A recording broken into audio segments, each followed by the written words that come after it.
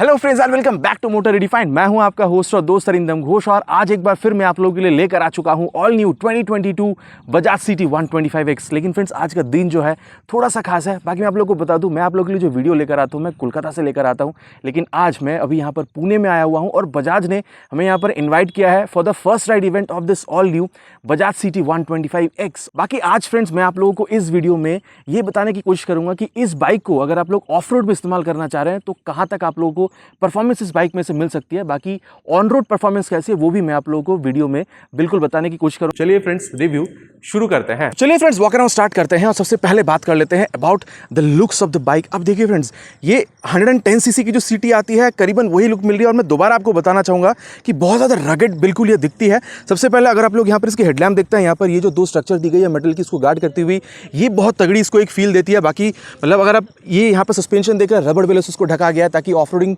पर भी कीचड़ वगैरह अगर छिटकती हो तो उससे कोई प्रॉब्लम नहीं होनी चाहिए। बाकी ऑफ रोडिंग अगर आप कर रहे हैं तो देखिए फेंडर भी थोड़ी सी ऊपर है कि अगर मिट्टी कीचड़ वगैरह कुछ होगी तो वो भी छिटक कर ऊपर नहीं जाएगी। तो ये भी इसको काफ़ी आप कह सकते हैं कि एक रगड फील बिल्कुल देती है, एक तगड़ी वाली लुक बिल्कुल यहाँ पर इसको मिल जाती है। और एक चीज़ मैं आप लोगों को दिखाना चाहूँगा जो करीबन आप लोगों ने यहाँ पर मतलब जो रॉयल एनफील्ड के बाइक्स है उसमें बैश प्लेट दिखी होगी। देखिए यहाँ पर काफ़ी तगड़ी मेटल क्वालिटी की दी गई है। देखिए यहाँ पर मेटल क्वालिटी की जो फेंडर दी गई है ना काफ़ी तगड़ी, और आप लोग देख के भी समझ सकते हैं हम लोग उसको काफ़ी मतलब जो ऑफ रोडिंग टेस्ट है वो इसके साथ कर चुके हैं, जिसकी वजह से यहाँ पर ये काफ़ी कीचड़ वाली यहाँ पर ये सीन आप यहाँ पर देख पा रहे हैं। तो ये भी काफ़ी तगड़ी है। और यहाँ पर ये जो क्रैश गार्ड है इसको देखिए, ये भी काफ़ी तगड़ी क्वालिटी है। बाकी रबड़ का स्ट्रक्चर यहाँ पर भी दिया गया, यहाँ पर भी आप लोग ये रबड़ का स्ट्रक्चर देखने को मिल जाता है। आप अगर आप मोबाइल वगैरह यहाँ पर माउंट करना चाह रहे हैं वो भी आप यहाँ पर माउंट कर सकते हैं। बाकी यहाँ पर आप देखिए जो मोबाइल को चार्ज करने के लिए पोर्ट है वो भी यहाँ पर दी गई है। मैं रगड़ फील की बात कर रहा था, मतलब एक स्ट्रॉन्ग फील की बात कर रहा हूँ। तो यहाँ पर देखिए जो यहाँ पर टैंक में ये गार्ड दी गई है ये भी आपको टक इन करके बैठने में बहुत ज़्यादा हेल्प करती है। पीछे आप यहाँ पर आ जाइए फ्रेंड्स, मतलब डिलीवरी अगर कोई मतलब कर रहा है, डिलीवरी जैसे कामों के साथ अगर कोई जुड़ा हुआ है तो यहाँ पर पीछे जैसे स्विगी होगी, जोमेटो वगैरह हो गया, तो वहाँ पर जो डिलीवरी बॉयज़ होते हैं उनके जो पीछे जो बक्सा रहता है जहाँ पर वो लोग चीज़ें कैरी करते हैं सामान वगैरह खाने के लिए, तो वहाँ यहाँ पर लोड कर सकते हैं। यहाँ पर भी देखिए रबड़ का स्ट्रक्चर दिया गया है, तो काफ़ी ज़्यादा स्ट्रॉन्ग, काफ़ी ज़्यादा रगड़ आपको ये फील बिल्कुल देती है। और साइड में देखिए यहाँ पर भी आप लोगों को ये लेडीज़ फुटरेस्ट मिल रही है, और अगर आप लोग इस साइड आ जाते हैं दोनों साइड में आपको लेडीज़ फुटरेस्ट मिल रही है। अब इसका एक रीज़न तो है कि आप लोगों को बहुत ज़्यादा यहाँ पर जो मतलब कह सकते हैं कंफर्ट है ना वो आप लोग को यहाँ पर मिल जाता है। और दूसरा रीज़न मैं आप लोग को बताना चाहूँगा वो है कि गांव देहात में अगर आप इसको यूज़ कर रहे हैं ना तो दोनों साइड में अगर आप कुछ टांगना चाह रहे हैं तो आराम से इसको टांग सकते हैं। बाकी यहाँ पर टांगने में तो कोई प्रॉब्लम नहीं होती है, लेकिन यहाँ पर अगर आप टांगते हैं तो एग्जॉस्ट में उसको टच करने का डर रहता है। तो क्योंकि एग्जॉस्ट का जैसे ऊपर लगी हुई है ये, तो आपको यहाँ पर सेट करने में उसको कोई प्रॉब्लम नहीं होगी। और एक बात मैं आप लोगों को यहाँ पर जो बताना चाहूँगा ना वो है अबाउट द सीट। यहाँ पर ऊपर में आप लोगों को ये सॉफ्ट दिख रही है, लेकिन अंदर जो है ना वो एक मीडियम फोम यहाँ पर सेट किया गया है, ठीक है, ताकि आप लोगों को बैठने में भी कोई प्रॉब्लम ना हो। और क्योंकि 125 सीसी की गाड़ी आप इसको कभी ना कभी मतलब हाईवेज पे या लॉन्ग राइड्स पे इसको लेकर बिल्कुल जाने वाले हैं, तो लॉन्ग राइड्स में क्या होता है ना, अगर सीट सॉफ्ट होती है तो लॉन्ग राइड्स में वो प्रॉब्लम करती है, आपकी जो बैक है उसमें प्रॉब्लम मतलब दर्द होना शुरू हो जाता है। तो ऊपर की जो सीट है यहाँ पर आप लोगों को ये हल्की सी सॉफ्ट मिलेगी, लेकिन नीचे की जो सीट है वो हल्की सी मीडियम फोम आप लोगों को मिलती है ताकि लॉन्ग राइड्स में भी प्रॉब्लम ना हो। बाकी आप देख सकते हैं यहाँ पर डुअल टोन मतलब डुअल टोन जो कलर है वो आप लोगों को यहाँ पर मिल रहा है। उसके टेक्सचर जो है वो देखिए, टेक्सचर भी इसकी काफ़ी सही है। तो ये तो फ्रेंड्स मैंने आप लोगों को इसकी जो फील है उसके बारे में बताया है। बाकी काफ़ी तगड़ी लगती है, आप लोग बिल्कुल बताएगा कि देखने में आप लोगों को कैसी लगती है। बाकी यहाँ पर अगर आप लोग देखते हैं, यहाँ पर जैसे आप इसको चाबी को ऑन करते हैं, देखिए यहाँ पर इसको जो है ये जो DRL है वो आप लोग को यहाँ पर जलती हुई दिखती है। बाकी अगर नीचे ये हेडलैम्प आप देख रहे हैं तो उसको जब तक आप इग्निशन ऑन नहीं करते हैं आप इसको ऑन नहीं कर सकते हैं। और चलिए अब हल्की सी इसकी जो टेक्निकल स्पेसिफिकेशन है, शॉर्ट टेक्निकल स्पेसिफिकेशन उसको मैं बता देता हूँ, देन इसको हम लोग मतलब ऑफ रोड टेस्ट करेंगे, देन इसको थोड़ी सी ऑन रोड पर भी टेस्ट करके मैं आप लोगों को ओवरऑल इसका जो व्यू है वो मैं आप लोगों को बताने की कोशिश करूंगा। सामने आप लोगों को हेलोजन की लाइट यहाँ पर देखने को मिल जाती है। और अगर मैं आप लोगों को यहाँ पर टायर के बारे में बताऊं तो यहाँ पर आप लोगों को 80/100 सेक्शन की टायर देखने को मिल रही है with 17 inches of alloy wheel. बाकी 110 में आप लोगों को 18 देखने को मिलती है, यहाँ पर 17 देखने को मिल रही है। यहाँ पर भी आप लोगों को कॉम्बी ब्रेकिंग सिस्टम देखने को मिलती है, जैसे आप रेयर ब्रेक अप्लाई कर रहे होते हैं फ्रंट ब्रेक भी काफ़ी हद तक अप्लाई होती है ताकि आप लोगों को ब्रेकिंग एफिशिएंसी बहुत तगड़ी दी जा सके। देन अगर ब्रेकिंग की बात की जाए, सामने में आप लोगों को दो मिलती है ड्रम डिस्क। ड्रम में आप लोगों को 130 mm की ड्रम मिलती है, यहाँ पर आप लोगों को डिस्क देखने को मिल रहा है, तो आप लोगों को 240 mm का डिस्क यहाँ पर देखने को मिलता है। बाकी इसकी क्वालिटी बहुत सही है, ब्रेकिंग एफिशिएंसी आगे जब मैं आप लोगों को टेस्ट करके बताऊंगा तब मैं अच्छी तरीके से और आप लोग को बताऊंगा। बाकी यहाँ पर आप सस्पेंशन अगर देख रहे हैं तो टेलीस्कोपिक फोक आप देख सकते हैं, आप इसको बेलों से ढका गया है ताकि आप मतलब कोई प्रॉब्लम फ्यूचर में ना हो। और यहाँ पर जो रिफ्लेक्टर है वो तो यहाँ पर दी गई है। बाकी आप लोग देख सकते हैं यहाँ पर जो मतलब कैलिपर है वो तो है ही। और चलिए अब यहाँ पर थोड़ी सी इंजन के बारे में बात करते हैं फ्रेंड्स। यहाँ पर आप लोगों को 124 cc SOHC air cooled DTSI electronic carburettor या फिर कह सकते हैं इंटेलिजेंट कार्बोरेटर वाली यहाँ पर आप लोग को इंजन देखने को मिलती है। अब इससे आप लोग को दो फायदा होता है। कार्बोरेटर की वजह से ओवरऑल जो बाइक का कॉस्ट है वो भी घटता है और इसका जो माइलेज है वो भी कहीं ना कहीं इंक्रीज हो जाता है। और पीछे अगर हम लोग यहाँ पर आ जाते हैं, सबसे पहले इसका जो एग्जॉस्ट साउंड है वो मैं आप लोग को सुना देता हूँ। इंजन को ऑन होने देते हैं जी, चलिए।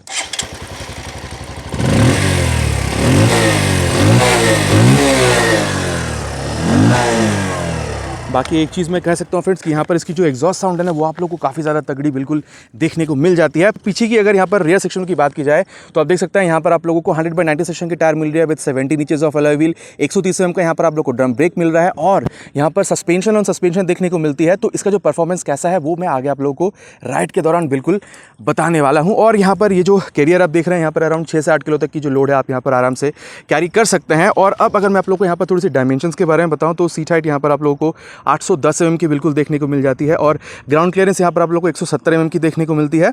और यहाँ पर जो टैंक आप लोग देख पा रहे हैं ये आप लोगों को 11 लीटर की टैंक मिलती है और अराउंड आप 60 से 65 किलोमीटर पर लीटर तक की माइलेज यहाँ पर आप बिल्कुल एक्सपेक्ट कर सकते हैं। चलिए अब इसको ऑन रोड और ऑफ रोड टेस्ट करके देख लेते हैं कि कितना अच्छा आप लोग को यहाँ पर इसकी परफॉर्मेंस देखने को मिलती है। और फिर जैसे मैंने आप लोगों को बताया था, चलिए सबसे पहले इसकी जो ऑफ रोडिंग है उससे स्टार्ट करता हूँ। फ्रेंड्स ग्लव्स मैंने नहीं पहनी, आप देख सकते हैं बहुत ज़्यादा बारिश हो रही थी, ग्लव्स आते आते भीग चुकी है। बाकी आप कह सकते हैं कि ये बहुत कॉमन सा एक एक्सक्यूज़ है। और चलिए थोड़ी सी अंदर ले चलते हैं पहले इसको।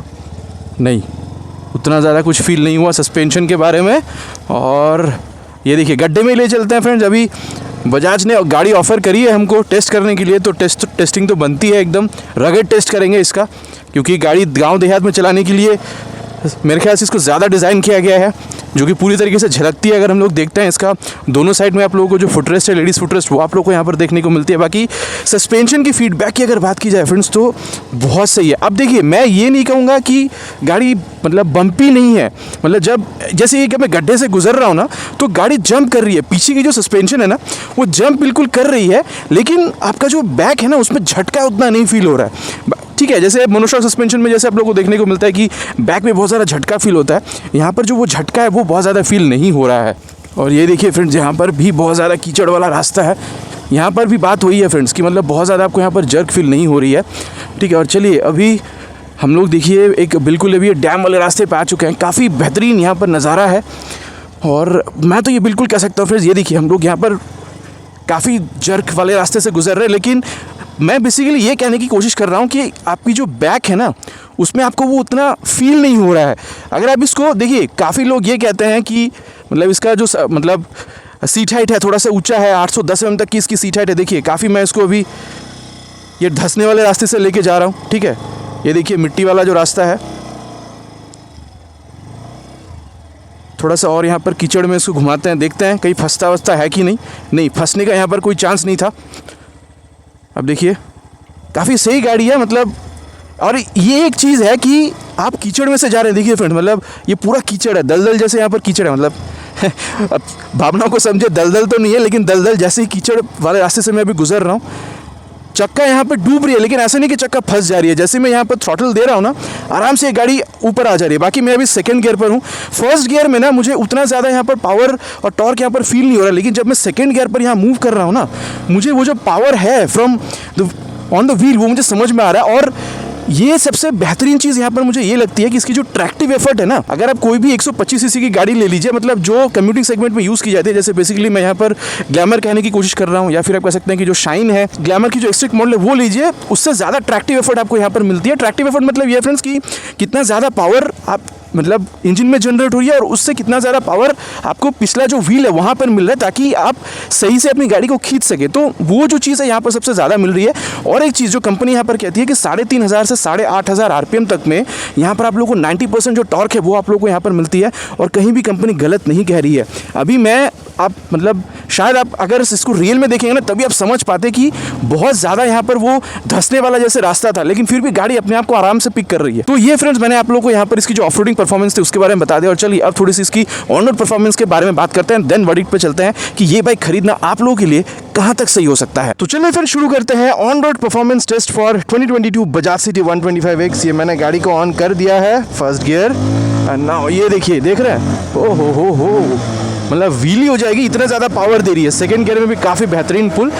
और चलिए अब थोड़ी सी बात कर लेते हैं अबाउट सिटिंग पोजीशन। यहाँ पर हाथ आपका काफ़ी ऊंचा बैठा है, आपका जो सिटिंग पोजीशन है काफ़ी अपराइट है, पैर आपका काफ़ी सामने की तरफ है। तो इन शॉर्ट आप कह सकते हैं कि यहाँ पर जो सिटिंग पोजीशन है वो काफ़ी ज़्यादा कंफर्टेबल है। सीट के बारे में तो ऑलरेडी मैंने बताया है, बहुत ज़्यादा सॉफ्ट नहीं है लेकिन कंफर्टेबल बिल्कुल है। लॉन्ग राइड्स के लिए बिल्कुल सूटेबल सीट आपको मिल जाती है। और कंपनी कहती है कि लॉन्गेस्ट सीट मिल रही है आपको।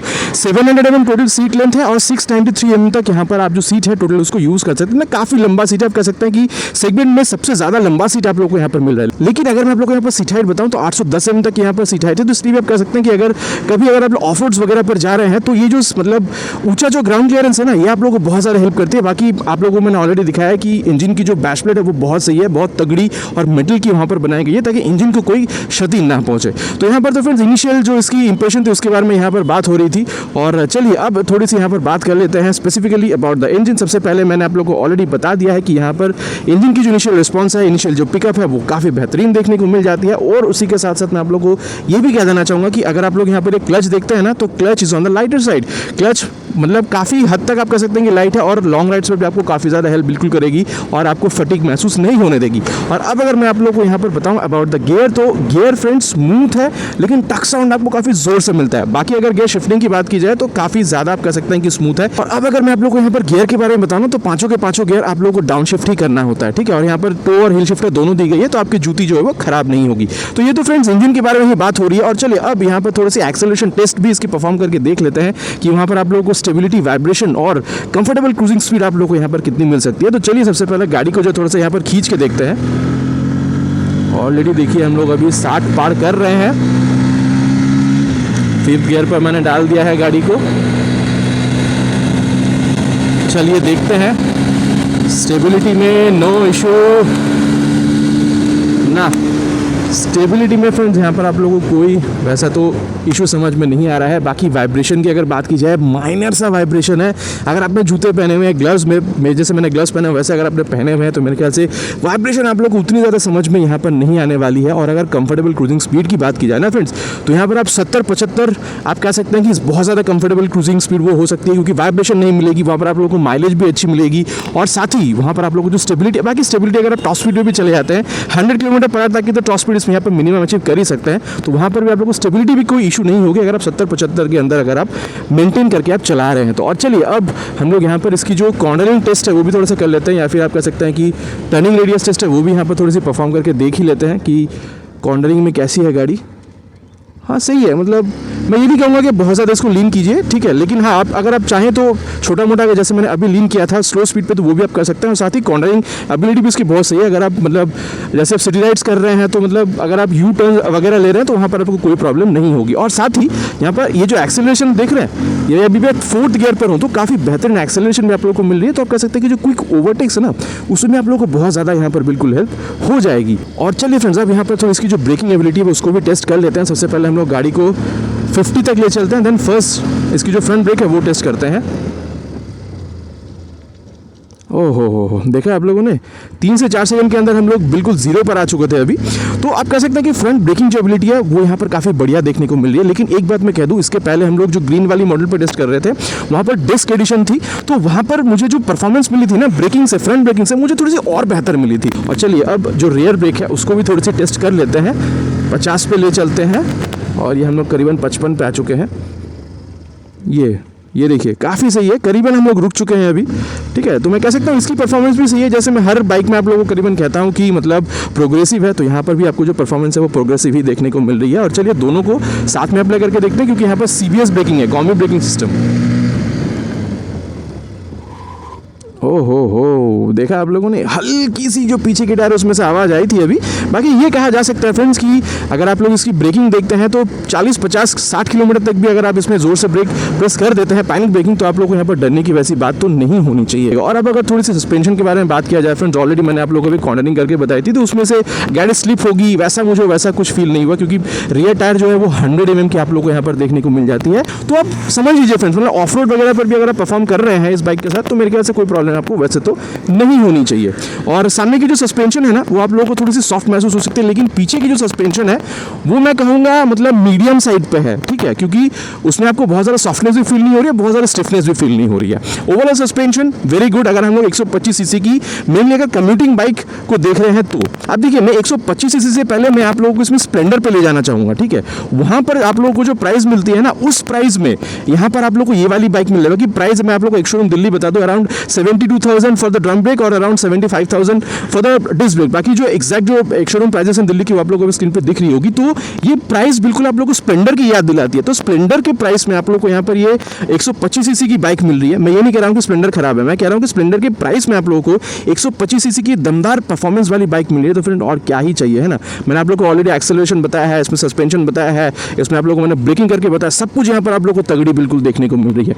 तो फ्रेंड्स इन शॉर्ट मैं यहाँ पर कह सकता हूँ कि अगर आप लोग डेली कम्यूटिंग के लिए कोई बाइक ढूंढ रहे थे जहाँ पर आप लोग को पावर भी मिले, जहाँ पर आप लोग को माइलेज, हाँ माइलेज एक बात है, यहाँ पर आप लोग करीबन मतलब आप 60 किलोमीटर पर लीटर तक की माइलेज यहाँ पर एक्सपेक्ट कर सकते हैं। बाकी इससे ज़्यादा भी मिल सकता है अगर आप कंट्रोल वे में चला रहे हैं तो एवरीडे राइड के लिए अगर आप एक बाइक चाह रहे थे जहाँ पर आप लोग थोड़ी बहुत ऑफ रोड करेंगे, थोड़ा ऑन रोड भी आप करेंगे, सस्पेंशन बेहतर होनी चाहिए, मतलब हैंडलिंग अच्छी होनी चाहिए, माइलेज अच्छी होनी चाहिए और कड़क लुक भी होना चाहिए, रगड़ यूज़ करने के लिए भी बाइक सही होनी चाहिए। तो मेरे ख्याल से ये जो बाइक है ना 2022 या फिर आप कह सकते हैं all new Bajaj CT 125X, ये एक बेहतरीन बाइक आप लोगों के लिए बिल्कुल साबित हो सकती है। फ्रेंड्स आशा करता हूँ वीडियो आपको पसंद आई होगी। चलिए मिलते हैं एक नए वीडियो में एक नए टॉपिक के साथ। Till then ride safe and Jai Hind.